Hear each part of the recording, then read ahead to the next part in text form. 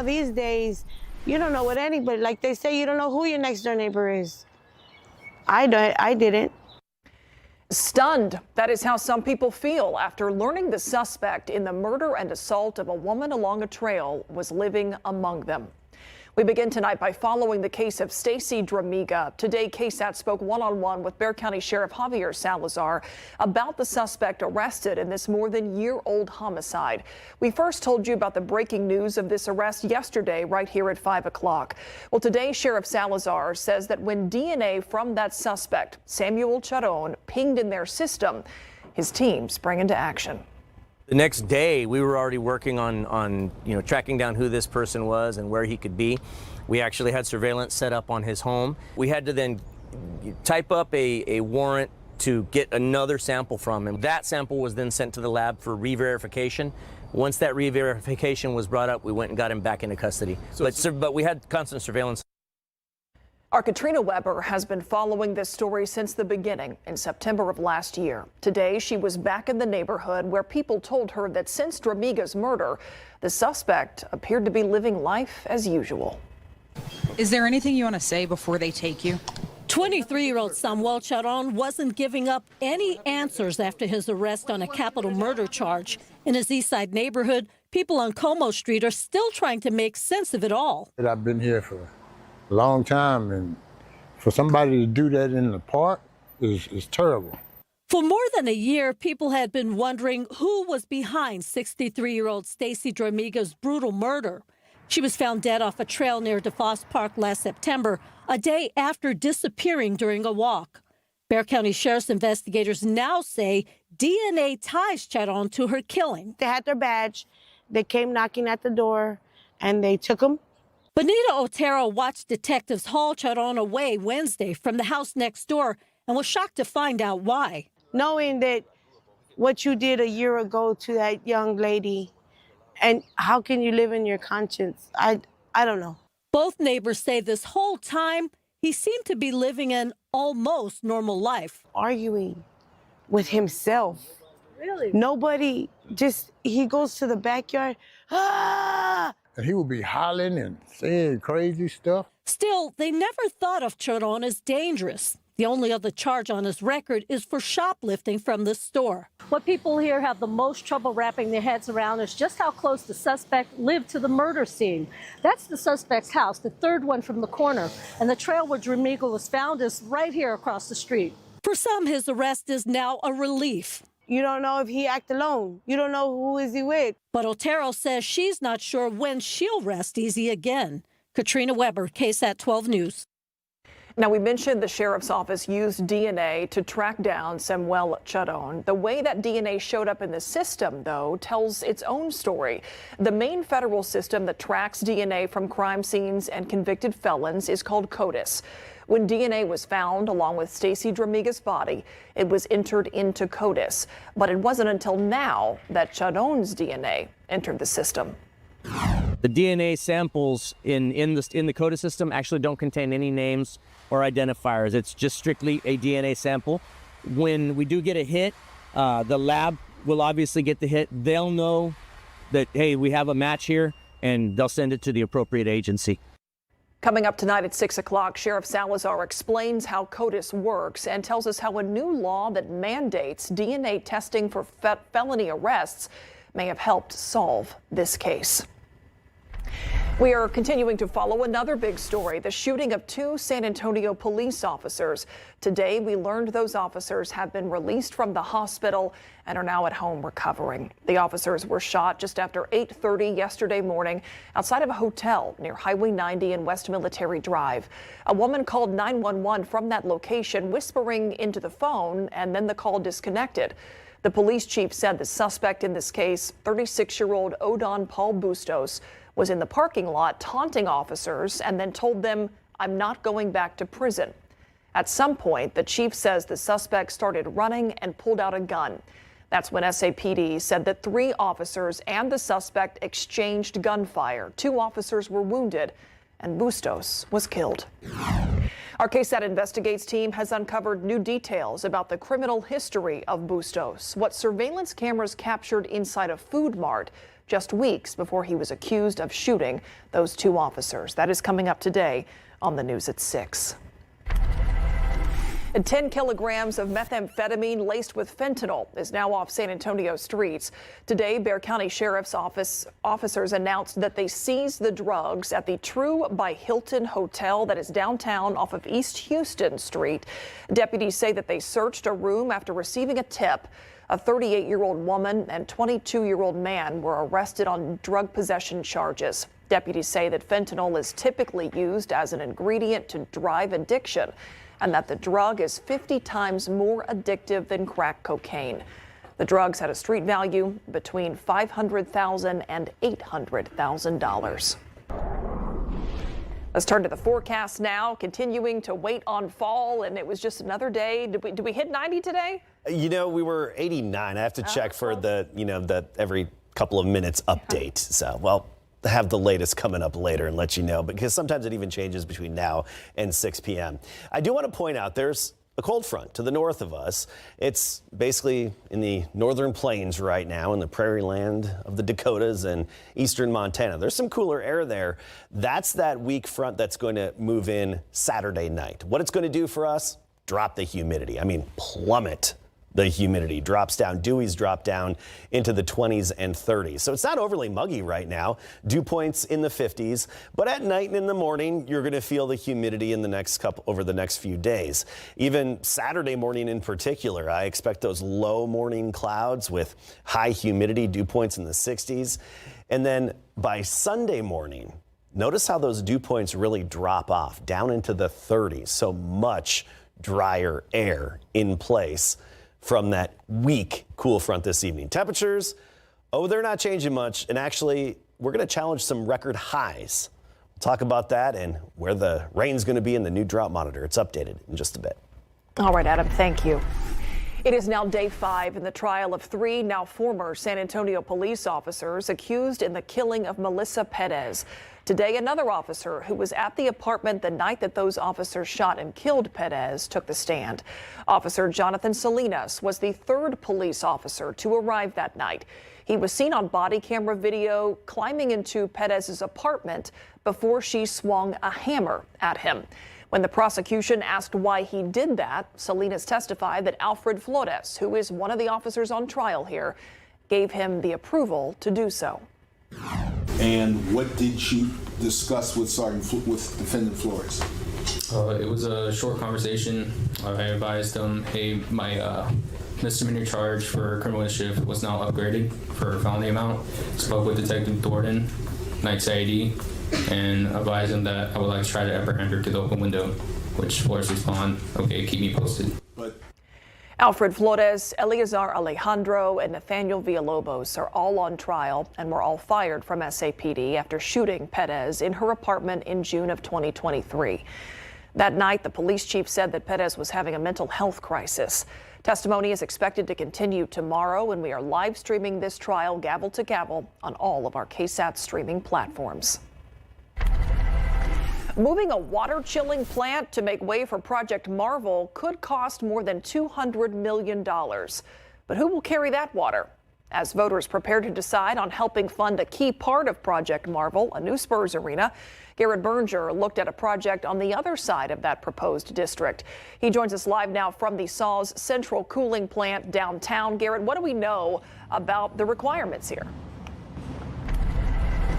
Well, Myra, this chilled water plant across the street from the Henry B. Gonzalez Convention Center is one of 2 in the downtown area. Now, they help pump cool water to sites around downtown, including the Convention Center, the Alamo Dome, and the Tower of Americas, to help feed their AC systems. But part of the city's plans for a new sports and entertainment district, known as Project Marvel, call for moving the plant to make way for another Convention Center hotel. Now, considering the size of the incoming development from Project Marvel, the utility wants to make any new plant a bigger one. Now, they're awaiting a feasibility study, which should tell them how much it should all cost. But they're expecting at least $200 million. A SAWS official says they hope adding new customers to the cooling district will help cover much of the cost. But a city bond or using a special tax capture district known as a TERS could also be on the table. Your feasibility study is only looking at how much the growth would get you, and then it's whatever gap that is, that's where a bond or TERS or something else would fall in, right? At the city's discretion, yes. Okay. There would have to be something else because, as we were talking just before, this cannot be borne by our water and wastewater customers because it has nothing to do with those customers.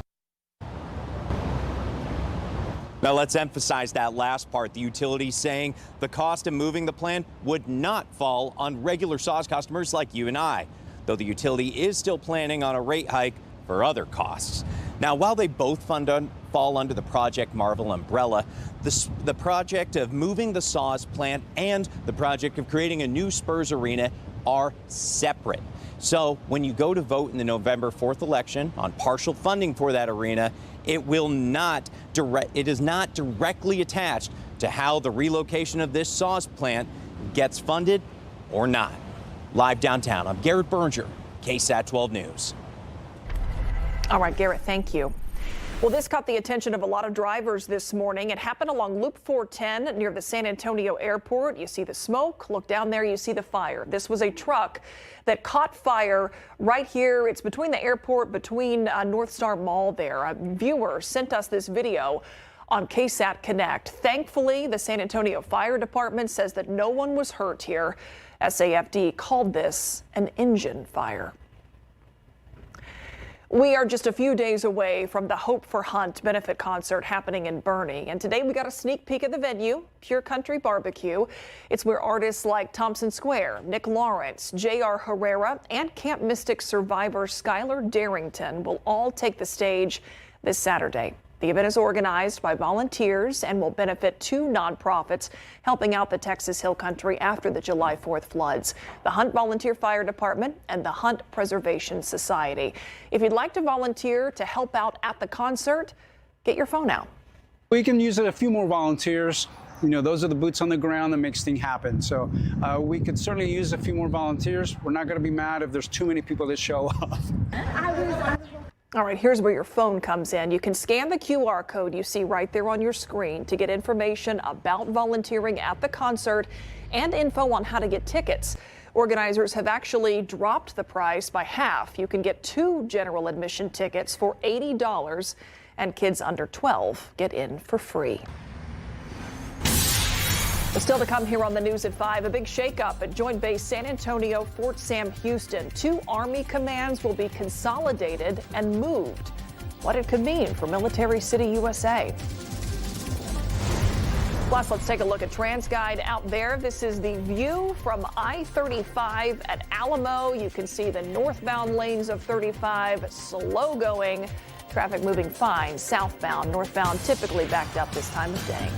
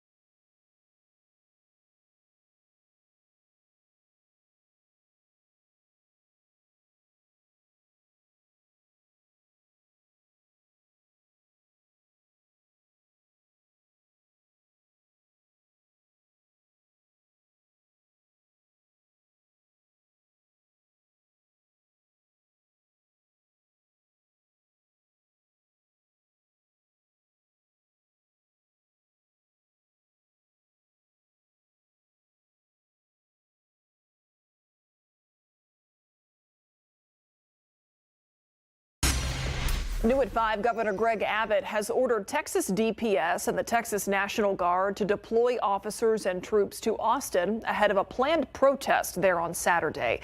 The event is part of a nationwide demonstration that organizers are calling No Kings protests. Activists are speaking out against the Trump administration's mass deportation push, among other things. Governor Abbott said that violence and destruction will not be tolerated and vowed arrests for anyone who breaks the law. He also didn't say whether he plans to deploy National Guard troops to other Texas cities where those protests are planned as well, including here in San Antonio. New at 5, 2 high-level Army commands based out of Fort Sam Houston are moving to Fort Bragg in North Carolina. Army North and Army South will merge with Force Command to form a new Western Hemisphere Command. Army Chief of Staff General Randy A. George made the announcement today. We reached out to San Antonio Mayor Gina Ortiz-Jones to ask about any potential impacts that this move could have on Military City, USA. She sent us a statement that reads in part, quote, "While I am disappointed to hear the Consolidated headquarters will relocate to North Carolina, Army leaders this summer indicated even this outcome could yield a minimal impact to the overall Army footprint at Joint Base San Antonio," end quote. Now, right now, officials are still waiting to learn how many personnel will have to relocate. Rodeo fans will now have more artists who will be performing in next year's stock show in Rodeo.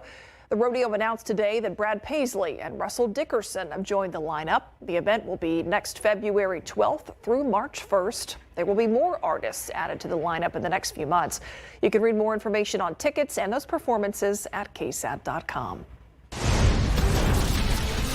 All right, look outside with live cam. It was almost a tease, Adam, showing us a cold front that is somewhere else. All right. I know it's like I'm just messing with everybody out there, right? Oh, look where the cool air is. And not here. It's not going to make it here. No, it's still not going to make it here. Today, though, so far, the high temperature 87. So that's a bit of a break. We had a little more cloud cover today. Good ornamental clouds that helped give us a little extra shade. I want to talk about the drought monitor. It's updated. This is last week's drought monitor. You know I like to give you the comparison. So look at your screen, and in 3, 2, 1, notice the expansion of the red area considered extreme drought. East of San Antonio all the way through Gonzales, Seguin, up to San Marcos and Austin as well. So drying out, and across the state you see a lot more yellow on the map indicating abnormally dry conditions. They're spreading and the drought is spreading. Rain chances not looking good. Very minimal rain chances. You know, tomorrow we could have a few along the Gulf Coast. That would be it. And then just a 10% chance here and there, including this time next week. Nothing to count on, and really nothing that would be even like that we would watch and be very hopeful for. So our upper level high is actually pushed a little eastward, but it doesn't open the door enough for good rain-making energy and disturbances. The best rain-making energy, northern tier of the country right now. That's the big trough, the dip in the upper level flow. And we're going to see a few more of those. Problem is they just pass too far to the north of us to bring our area any good rainfall. It's kind of a parade of upper disturbances across the northern third of the country. And here, that leaves us pretty much high and dry, and most of the state actually looking dry for at least the next 7, possibly even up to 10 days. Let's talk temperatures. Record challenging heat this upcoming weekend. The record high both Saturday and Sunday is 93. Right now we're predicting 92 Saturday and 93 on Sunday. And overall, at to slightly above 90. And notice the average high is 82. So way above average, not to mention record challenging by this upcoming weekend. There's the cool front, but you can also tell where the upper level flow is and what it's like with the big trough, cooler than average temperatures in the west, where we have the ridge, the upper level high, warmer than average conditions here. Some cooler air spilling southward, not close enough to make it here this weekend. Another front early next week, cooler air comes south, not close enough to push that cooler air into our neck of the woods. So unfortunately, above average conditions for the extended range outlook, even out to 14 days. We're talking above average here, and even where they get clipped by the cooler air in the northern tier of the U.S., still above average. 80s right now. Del Rio 88, Shirts as well. Panna Maria 88, Bulverde 85, Lavernia 86. Officially at the airport, we're at 87. By 7 p.m. 85, 9 p.m. 80. Another beautiful evening, and then a great start to the day tomorrow. Just like today, another lovely sunrise. 66 with low humidity, then 83 at noon, 90 the high temperature, a lot of sunshine. 91 Castroville, Canyon Lake 89, Nixon Smiley at 91. And notice even warmer mornings, Myra. By Saturday, we're talking 70 degrees in the morning. That's way above average for this time of year. That's the wrong direction. Wrong direction. Go the other way. Yeah, almost 10 degrees above average. Oof. All right, Adam, thank you. All right, Mary joining us here in the studio. Mary, we got some injury news for the Spurs. Yes, unfortunately, when you practice hard, Myra, it can come at an expense. And for San Antonio, they have some injury news regarding their fourth-year power forward, Jeremy Sohan. And Steve Sarkisian revealing a new role for former Alamo Heights athlete Michael Terry III after the break.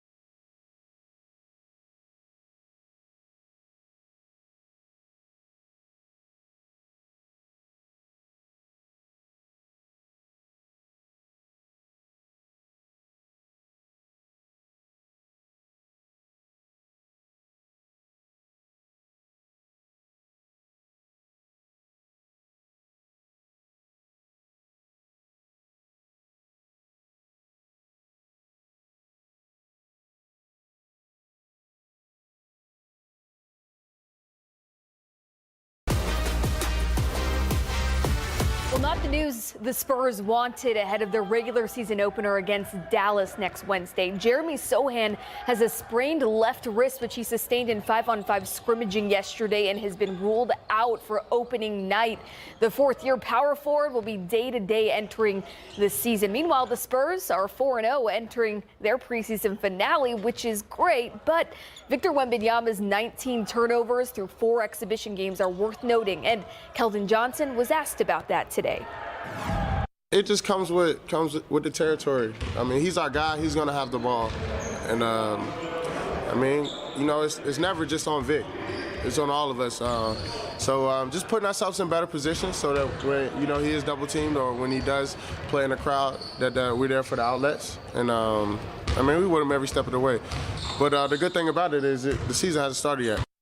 Absolutely. The Spurs' final preseason game tips off tomorrow at home at 7 o'clock in a rematch versus the Pacers. Well, Texas's pass pro and run blocking were really the keys to success in the team's win over Oklahoma on Saturday, and that allowed running back Quintravion Wisner to flourish with 128 all-purpose yards. But yesterday, the Longhorns lost some depth as running back sophomore Jarek Gibson left the program. So who will replace Gibson? Well, it could be former Alamo Heights star Michael Terry III as Texas looks for another spark out of the backfield. We knew when we recruited Michael that he was a really versatile guy. He was a wildcat quarterback. He was running back. He was receiver. He played even some tight end. And, we just felt like we had to start him somewhere. And we started him at receiver. And I think that was a great learning curve for him there. He's now in the running back room, and he's been very impressive. He's been playing some scout team running back for us now for about the last 3 weeks or so. So he's been doing it. But now he's in the room. We'll see if he's ready for Saturday or not, or over time. We shall see. We'll be right back.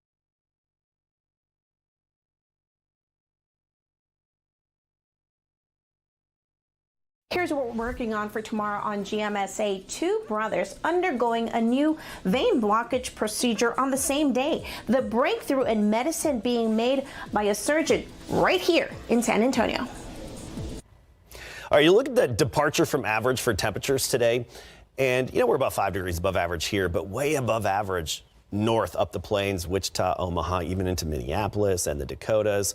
But you see the below average temps, that's out west where you have that nice trough and dip in the upper level flow. We're still waiting on that, and we need some patience, unfortunately.